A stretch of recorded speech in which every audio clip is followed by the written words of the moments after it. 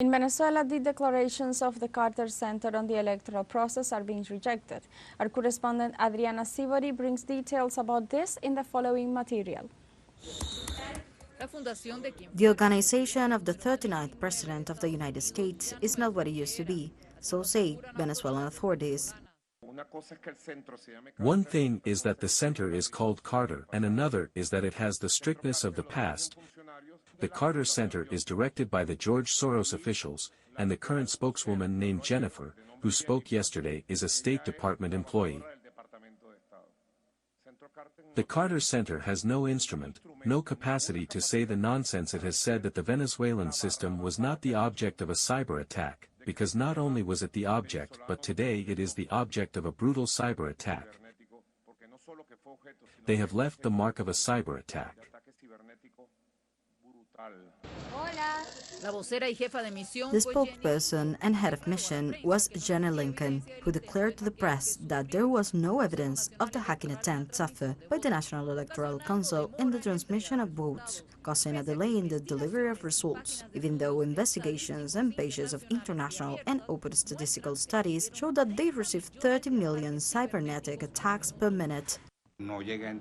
I did not understand the desperation to issue an opinion that harms the transparency of the Venezuelan electoral process or the Venezuelan electoral system. That's the issue. When that happens, some actions do not correspond to the doctrine of international observation. And it affects the electoral system of the countries. The organization was invited as an observer by the governing body to follow the electoral process before, during, and after the presidential elections of last July 28th. Mrs. Jenny Lincoln lies shamelessly. None of her words correspond to reality or Venezuelan legality. Ashamed to place this institution in the coup d'etat plan. In the streets of the city, opinions differ.